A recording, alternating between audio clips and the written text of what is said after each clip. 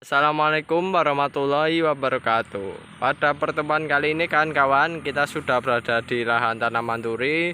Seperti biasanya pada pagi hari ini kita melakukan proses namanya pemanenan bunga duri.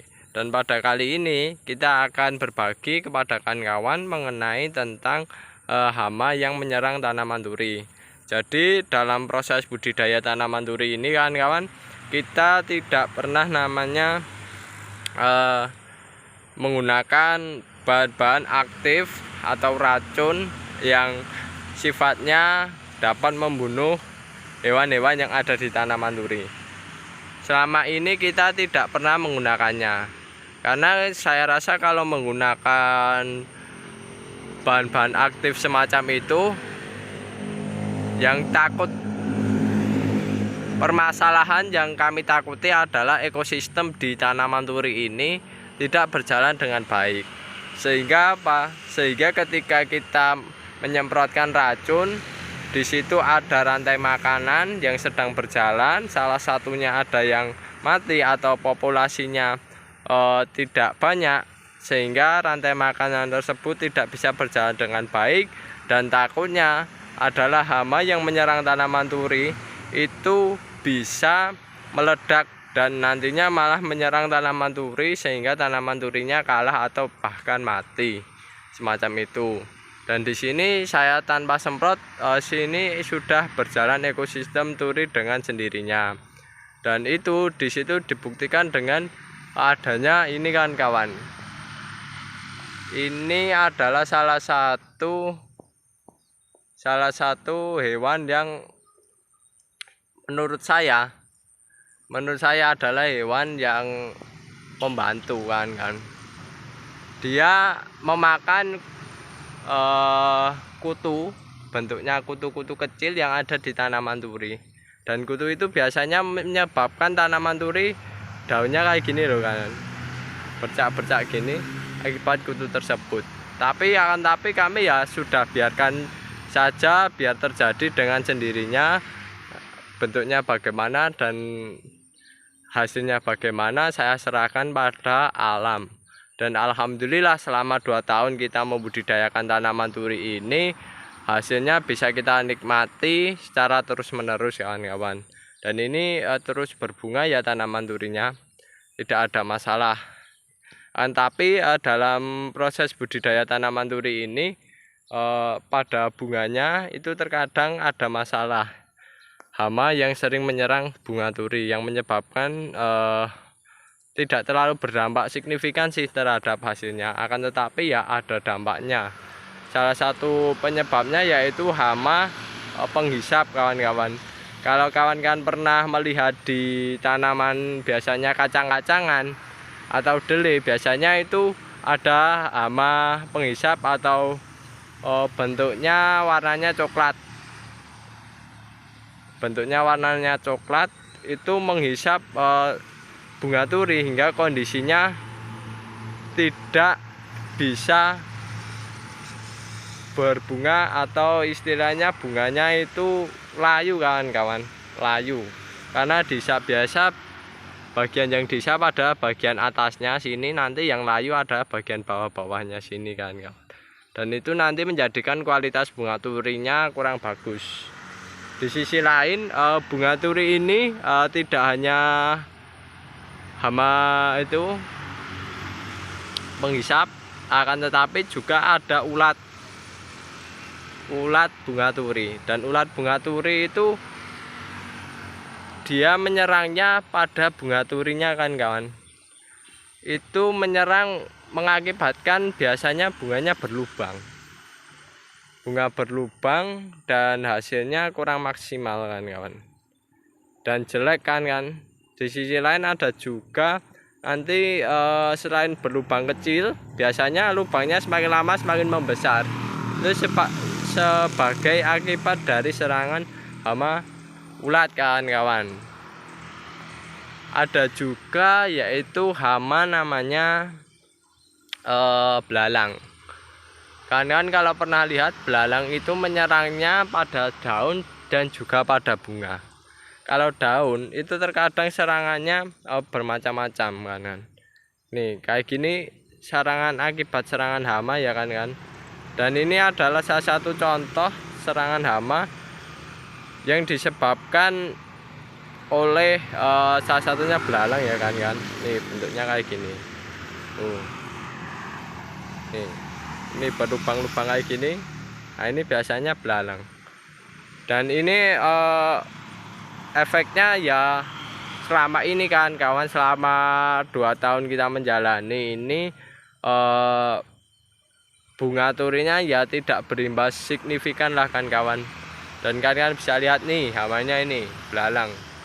Ini biasanya memakan daun dan bunga. Kalau bunga yang diserang bunga yang diserang itu biasanya bunganya patah atau tinggal setengah kan, tinggal setengah segini. Dan ini ada, saya kasih contoh. Nah ini adalah salah satu serangan hama kan. Nah ini ulat kan kalian. Ulat itu menyerangnya kayak gini, bunganya kayak gini.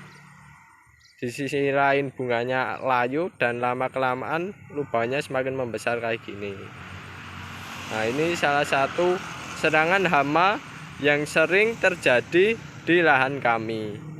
Dan itu adalah salah satu hal yang istilahnya membuat dampak kepada tanaman-tanaman kami kawan-kawan. Akan tapi selama ini kan kawan, kita tidak menggunakan racun-racun yang membahayakan si hewan yang ada di tanaman turi atau ekosistem yang ada di tanaman turi. Karena dengan hal semacam itu kita tidak menggunakan bahan-bahan yang berbahaya, menjadikan hasil dari tanaman turi ini bunganya tetap stabil kawan-kawan. Kita hanya mengalami penurunan ketika tanaman turi itu kita pangkas. Selebihnya stabil terus menerus. Bahkan lama kelamaan bunganya terus bertambah kawan-kawan. Karena jumlah cabangnya yang cukup banyak otomatis bertambah dan hasilnya tidak berkurang selama ini. Karena ini ekosistem yang cukup bagus, rantai makanan yang cukup bagus, mengakibatkan hasilnya yang selalu stabil dan tidak ada efek yang cukup berat kepada kami. Dan itu saya rasa masih diambang wajar, tidak merugikan si petaninya. Dan itu luar biasa sekali ya kan kawan. Kalau kawan-kawan bisa membuat atau menjaganya hingga ekosistemnya bisa berjalan kayak gini kan kawan. Dan ini saya rasa dalam proses budidaya tanaman turi, jika kawan-kawan ingin menggunakan bahan-bahan yang beracun untuk meracuni hewan-hewan yang ada di tanamannya, mohon dipikirkan kembali kawan-kawan. Hati-hati dalam mengambil sebuah keputusan. Kawan-kawan, saya saranin jika kendalikanlah dengan catatan bahwasanya tanaman tersebut terserang secara brutal alias sudah melebihi ambang kerugian kawan-kawan atau ambang ekonomi. Jadi ambang ekonomi itu istilahnya dimana tanaman turi dimana hasil dari tanaman tersebut impas dengan biaya yang dikeluarkan. Dan itu kalau sudah melebihi itu alias sudah merugi, kawan-kawan mengendalikannya semaksimal mungkin dikendalikan dengan menggunakan teknik-teknik yang alami saja kan kawan. Saya saranin semacam itu, karena kalau kita menggunakan racun dan sebagainya, kalau dipikir-pikir tanaman turi segini nggak sana itu biayanya sudah berapa ya kan, ditambah lagi dengan nanti setiap tahunnya meningkat, ditambah lagi untuk peralatannya, investasi alatnya itu cukup mahal sekali. Oleh sebab itu kami melakukan budidaya tanaman turi ini melakukannya dengan teknik yang cukup sederhana, biarkan alam yang membentuknya sendiri semacam itu. Dan ini kita tidak perlu kita susah payah harus gini, tidak, kita hanya saja melakukannya semacam itu kan kawan, menggunakan teknik yang secara alami itu. Biarkan hewan-hewan yang di dalam tanaman turi ini, ada hewan predator, ada hewan hamanya, ada hewan yang musuh alaminya, itu biar terjadi peperangan atau istilahnya rantai makanan yang cukup baik di tanaman ini kan kawan, semacam itu. Paling-paling kita hanya melakukan proses pemangkasan kan kawan. Kalau sekiranya melihat, wah ini calon telur dari istilahnya ulat kayak gitu kan, calon telur atau ulat-ulat yang sudah menempel banyak, nah itu kawan-kawan bisa melakukan proses pemangkasan, diambil bagian yang terserang ulat cukup banyak, biasanya kan banyak sekali menetas tuh, kayak di pucuk kayak gini kan banyak sekali. Nah, kan bisa mengambilnya, baru buanglah di tempat yang berjauhan dari tanaman yang kita budidayakan semacam itu. Dan itu tekniknya cukup memangkas, diambil, dibuang gitu saja. Kalau semisal yang lainnya sih tidak ada ya kan kawan, kita hanya mengambil hal-hal yang semacam itu. Dan biasanya kita pangkas kalau kita sudah tanamannya sudah besar dan sudah tinggi saja semacam itu. Dan oh ya kawan-kawan, ini saya perlihatkan salah satu hama yang penghisap bunga tanaman turi kan. Penghisap bunga turi biasanya hewannya kayak gini loh kan. Nah ini biasanya sama kayak yang di tanaman kacang tanah kan kawan, itu biasanya ada menghisap kayak gini. Dan ini saya rasa selama ini tidak ada dampak yang signifikan sih terhadap hasil. Selama ini kita masih untung dan kami biarkan saja, ya udah nggak apa-apa, yang penting berjalan ekosistemnya bagus, tidak merugikan dalam proses budidaya pertanian ini.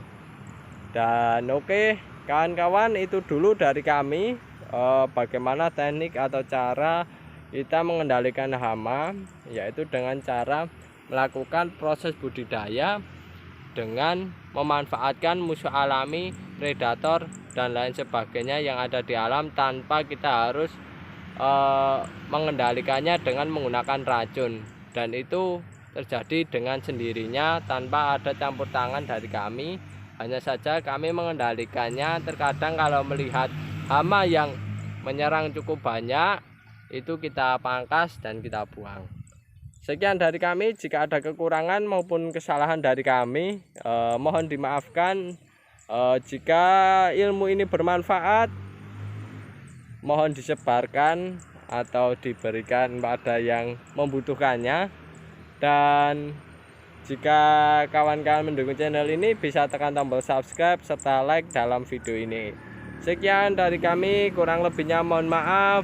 Wassalamualaikum warahmatullahi wabarakatuh.